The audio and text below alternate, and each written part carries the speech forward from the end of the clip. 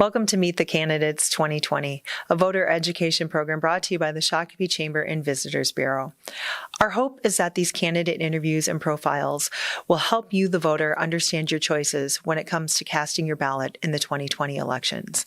While we can all agree that an informed candidate is important, we believe informed voters make all the difference. So we ask you to arm yourself with the information necessary to make an educated choice and to make casting your vote a priority, regardless of how you do it this year, mail-in or in person. Please visit shakopee.org to find out all of the information you'll need to know about the upcoming election, including polling places and times, and a link to the Secretary of State website for mail-in voting options. Hi, and welcome to Meet the Candidates 2020, a voter education program brought to you by the Shakopee Chamber and Visitors Bureau. My name is Angie Whitcomb, and today I am joined by City Council candidate Tyler Pautsch. Tyler, thanks so much for joining us today. We appreciate it. Thank you for having me. Why don't you tell the viewers at home a little bit about your background? Absolutely. Well, as you said, my name is Tyler Pautsch, and I have decided to run for Shakopee City Council here coming up for 2021. I'm a Shakopee resident of about 8 years, married, father of 2, and I'm excited to join the race and potentially serve our community. Fantastic. Tyler, why are you running for City Council? What motivated you? Yeah, it's a good question. I've not always been involved in city politics, but with everything that's going on in our state and even in our town and in the world, nationally, everywhere, it became more of a how could I not run situation. Okay. I do want to serve, and I do want to ensure that this community that I'm raising a family in continues to head in the right direction. I think we're doing amazing things here, and I want to ensure that for the future. Great. So what would you change about how the Shakopee government currently works? Yeah. Well, I wanted to start by saying that I think that the Shakopee government has taken very large strides in the last couple of years to progress and become more of a transparent entity. But I do think that we can do more on that front to ensure that we're evoking community engagement, that we're reaching out to our residents and ensuring that they feel they have a true sounding board for their concerns in the direction that they envision this community will go in. So I think along the lines of community engagement, doing more surveys, more town hall style meetups to ensure that people feel heard and that the council is doing their best to serve them. Great. So Tyler, how do you think the city should assist businesses that are struggling due to the COVID-19 pandemic? That too, we hear the term unprecedented times more. We hear it every day. Yeah. But for me and pretty much anyone running for anything or involved in any community, we've never seen anything like this before. Yeah. There's not since the 1918 Spanish flu, essentially. And there's been other things that have happened, but not to this magnitude. So what I did was a little bit of research to see what other larger government bodies have been doing. Sure. And I've looked at towns like Seattle and even New Orleans and some of those places.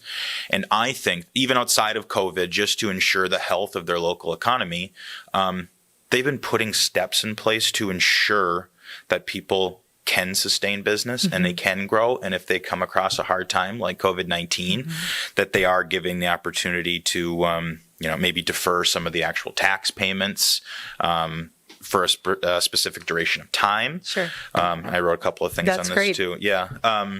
One of the, and even starting with that, I think it needs to be a city council proactive move to reach out to companies, because it is actually a rarity that people are going to struggle and want to raise their hand and say that I'm struggling. So we should be going and talking with the business owners of their local area and seeing what it is they need help from us. Yeah. And I think we can do a better job at beefing up maybe like some local fund relief. I know that there was a musicianship one that happened between the restaurants downtown, Pablo's, Turtles and O'Brien's. And O'Brien's, yep. I play music down there, actually. So I was a part of that, and I dedicated some of my time, and I thought it was a really cool idea for community helping each other. And then I think the last piece here was we should also provide an outlet for people if they need help applying for like an SBA loan or something like that, or maybe beefing up our online content from the city site to say, here are some of the resources available for you at this time. Perfect. So Tyler, you and I, you don't have much experience yet with the Shakopee Chamber of Commerce, but we are unapologetically pro-Shakopee and unapologetically pro-business. How is your agenda pro-business, and how does that differ from your opponents or current council members? Yeah, great question. So not only do I live in Shakopee, but I also work in Shakopee, and not all of our candidates can say that. Regardless, we're all part of this community, but I work for a software company called Open Systems off of Canterbury, kind of down there, Dean Lakes area. And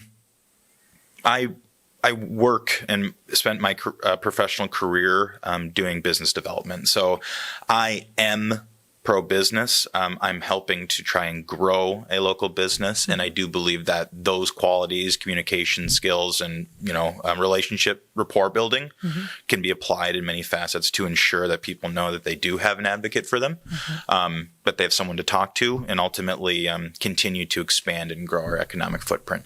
Great. So what roles should the city have in attracting new businesses to Shakopee or helping the current businesses expand? What role should city government play? I think that they should play as large a role as is available. And I was thinking about that question in good detail, and thinking even to the Envision Shakopee plan and the obviously the 2040 comprehensive plan. And I think two of the items on there, I think it was 9 and 10, the position for the new economy and the startup culture. The world is advancing. Towns are growing. Shakopee is no longer a 12,000 person farming community. And there's a lot of opportunity out there for both economic and land development growth, as well as